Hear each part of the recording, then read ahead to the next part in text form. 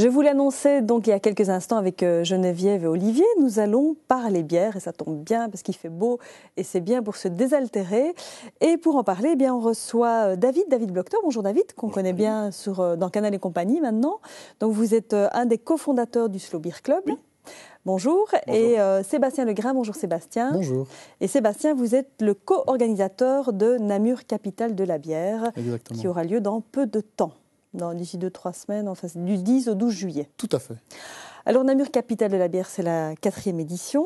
Alors, si on doit parler un peu chiffres, 4e édition, 40 brasseries, oui. 150 bières. Une quarantaine, un peu plus de 150 bières différentes à déguster.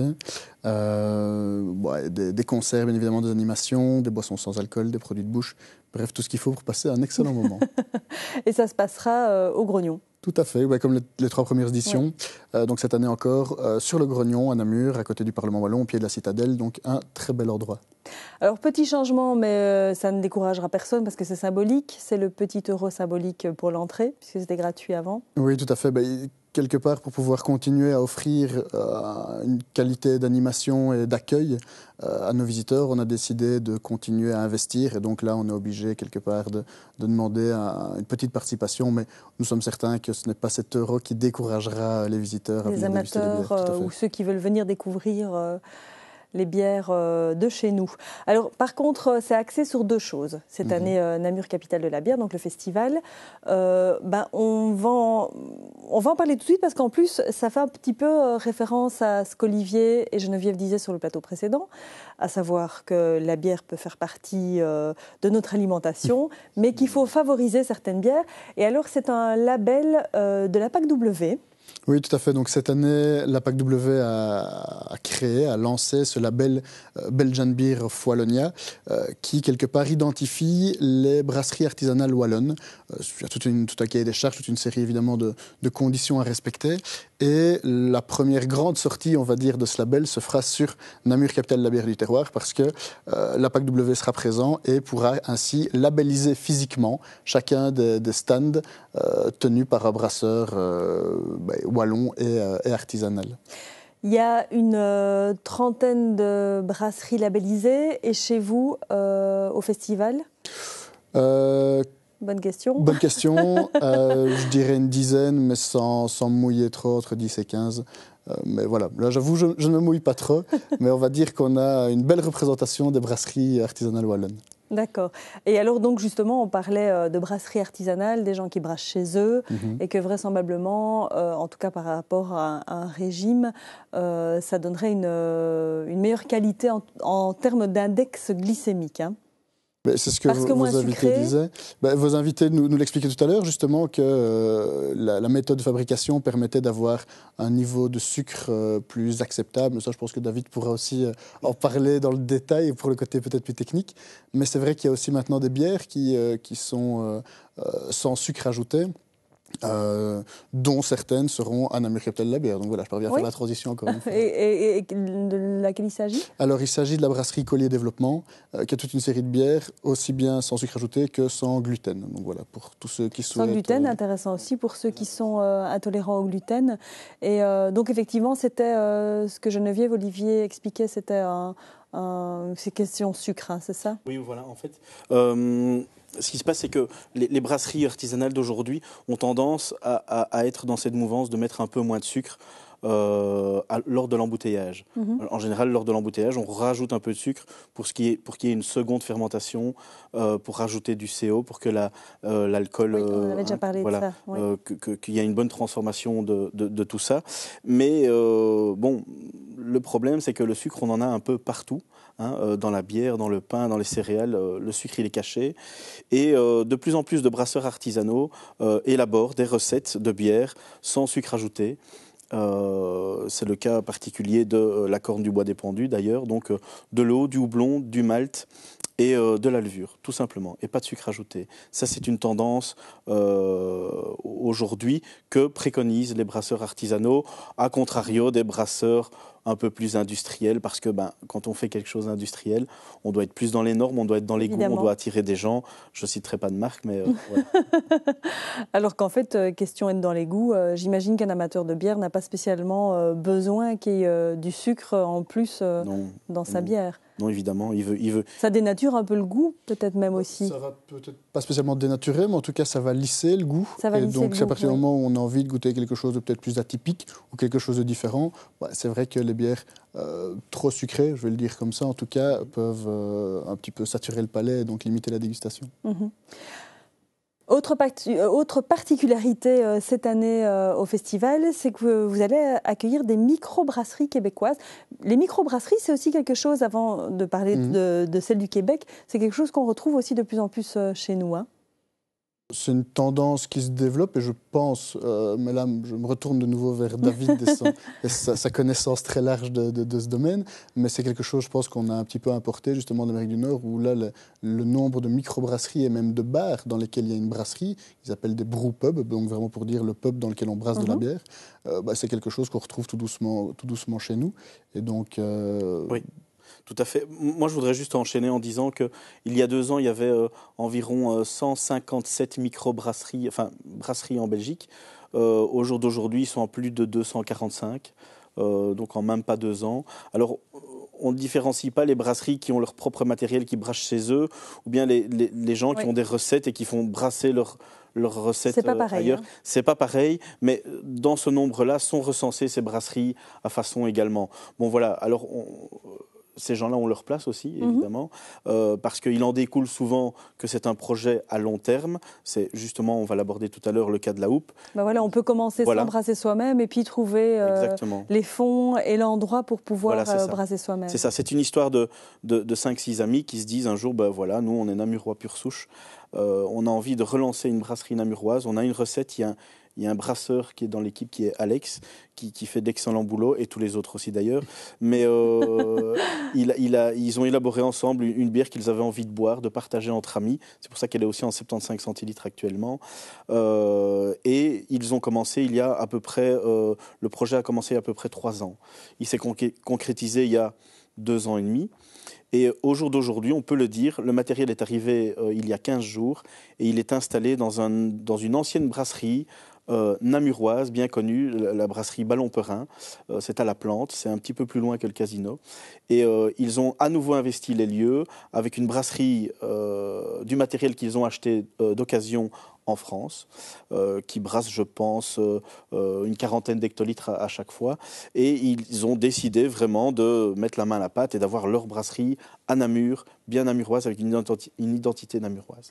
Et alors justement, par rapport au festival, il y aura la possibilité de Tout à fait. découvrir les installations. Finalement, ces néo-brasseurs, puisque maintenant qu'ils s'installent, on peut vraiment les appeler ainsi, ont envie de partager, finalement, de faire découvrir leurs locaux, leurs installations. Et donc, il y aura 2 visites organisées pendant Namur Capitale de la Bière, une le samedi, une le dimanche. Et là, ils prendront un groupe avec eux. Ils démarreront donc de leur stand, de leur bar, donc à mon avis déjà avec un apéritif chez eux. Et ils emmèneront à pied, puisque c'est un jet de pierre finalement, la brasserie de l'Esplanade du Grognon. Et ils emmèneront les gens pour leur faire visiter et découvrir l'installation. Parce que ça démarre plus ou moins en même temps, quoi. Ah oui, voilà, donc c'est vraiment... Ils sont à pied d'œuvre, là, vraiment pour que ça démarre en même temps. Le brasseur m'a certifié qu'il serait prêt. Il y a encore quelques jours, mais il travaille jour et nuit. Revenons-en aux microbrasseries québécoises. Oui.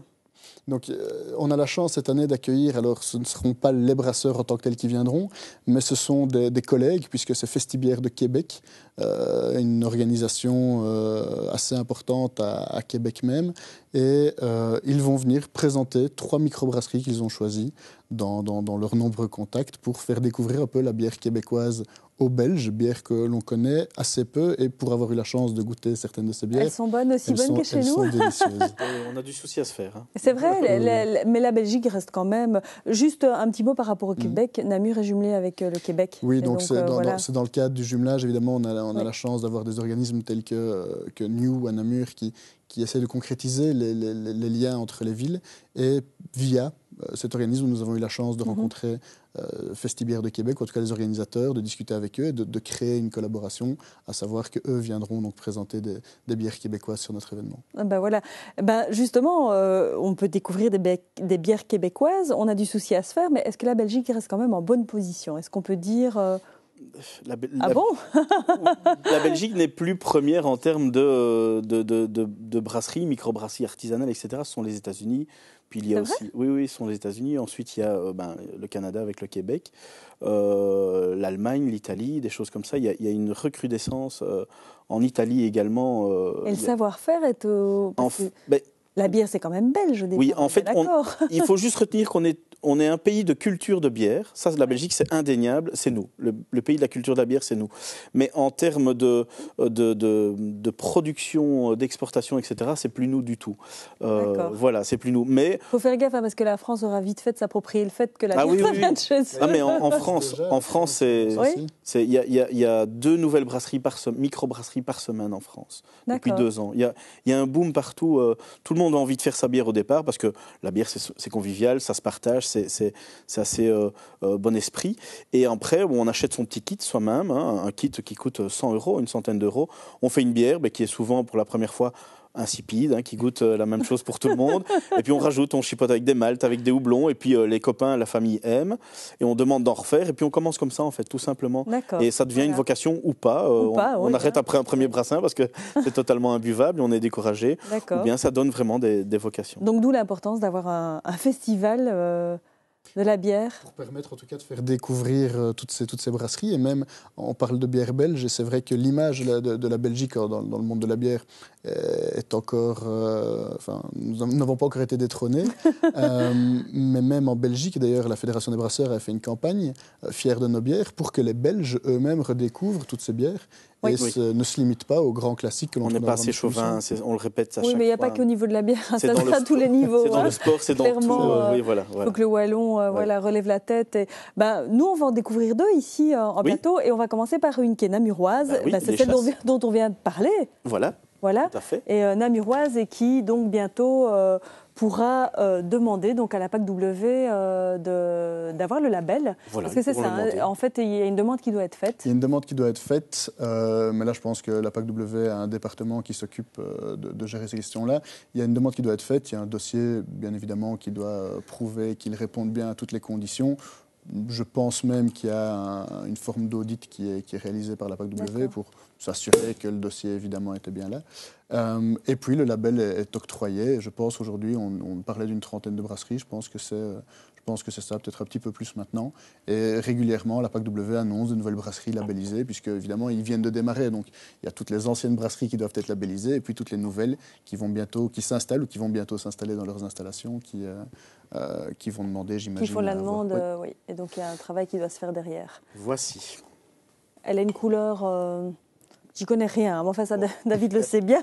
Au fil des émissions, il s'est rendu compte que... C'est une bière blonde assez quand même dorée.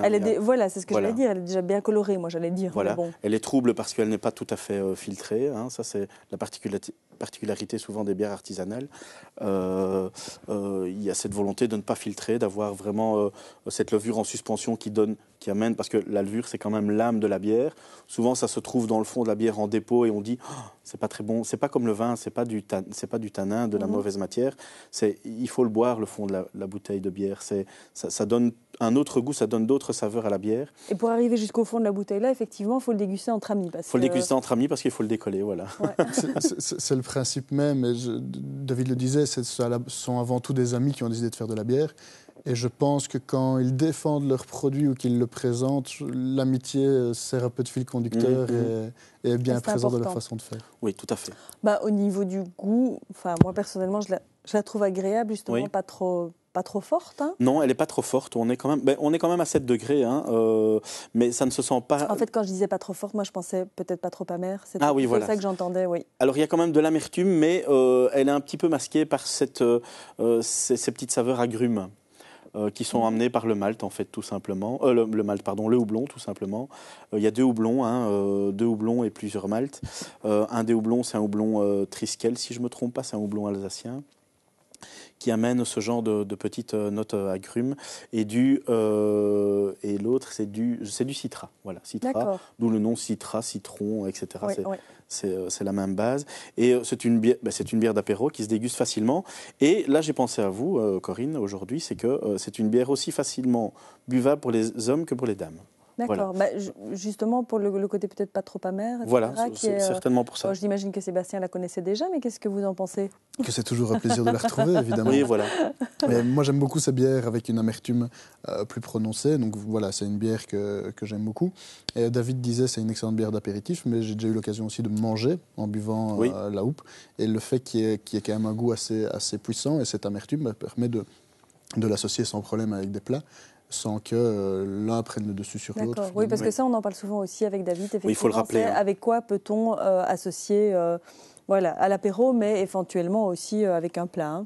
Oui, tout à fait. Moi, je pense que ça irait parfaitement bien avec des plats un peu des plats asiatiques, voire même un petit peu relevés. Un peu épicé. Voilà, un peu épicé. Des viandes blanches, du poulet, du rôti de porc, des choses comme ça. Il faut pas hésiter, on le dit à chaque fois qu'on se voit, mais il faut faire des associations bière et mets, bière et fromage, c'est vraiment important. Si on se dit je n'ai aucune idée de comment le faire, tout simplement, on teste et il faut. C'est la meilleure façon. Voilà, sur Internet, où tout le monde aujourd'hui est connecté, peut faire des recherches association bière et mets, bière et fromage. Et il y a des gens qui donnent leurs avis et puis à nous de les tester. On aime, on n'aime pas. Et ça surprend souvent les convives que l'on fait ça. Plutôt qu'une bouteille de vin, on le fait avec de la bière. On le disait tout à l'heure, on n'est pas assez chauvin. Il faudrait presque essayer de l'imposer. Voilà. Les restaurateurs s'y mettent également dans les sélections des vins, enlever un verre de vin dans le repas et le remplacer par un verre de bière. Voilà, donc pas nécessairement le mettre mettre de la bière dans une sauce ou quoi, mais ça peut effectivement agrémenter un plat, mais ça peut être effectivement proposé directement, quelle bière on peut vous proposer avec tel mets. Alors la deuxième, elle a une particularité.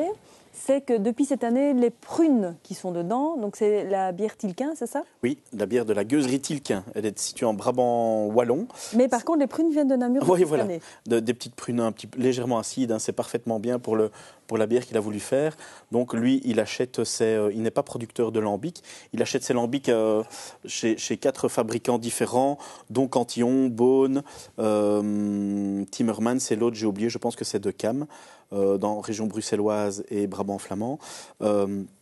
Il fait un blend, donc il fait un mélange de toutes ces bières, il les laisse mûrir et il met 4 mois à mûrir des petites prunes de Namur dénoyautées et ça donne un côté acide à la bière, très très frais également. Parce que justement ces prunes ont un côté acide. Voilà, également. Déjà la bière a ce petit côté acide parce que c'est une bière de fermentation spontanée, donc de la levure qui est dedans, ce sont des levures sauvages un peu de type Brettanomyces. Alors là, on ne va pas rentrer dans des termes scientifiques, mais c'est de la levure sauvage et spontanée. Et lui, il rajoute encore ce petit côté acide à cette bière, un côté prune parce que personne ne le faisait. Tout le monde le fait avec des cerises ou bien avec d'autres sortes de fruits. Mais voilà, exactement. Alors, on n'a pas toujours beaucoup de mousse avec ce genre de bière, ce qui est normal, parce que l'acidité... Donc, on précise que ce n'est pas parce qu'elle est mal servie. Voilà.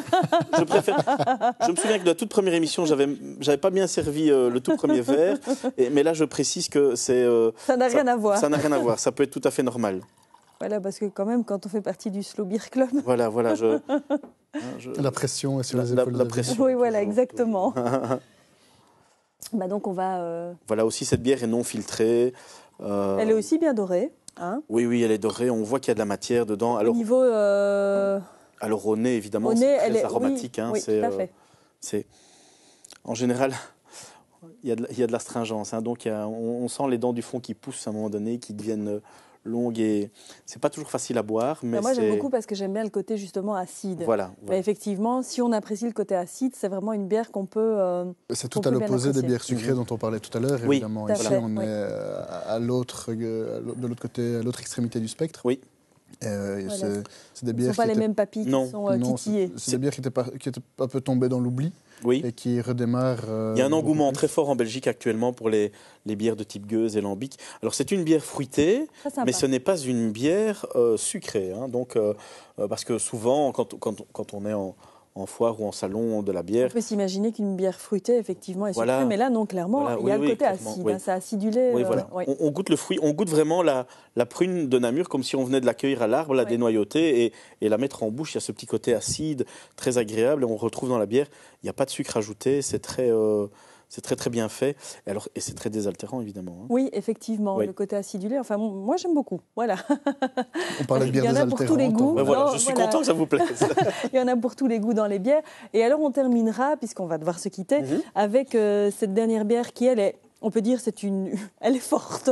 On y va. C'est assez fort.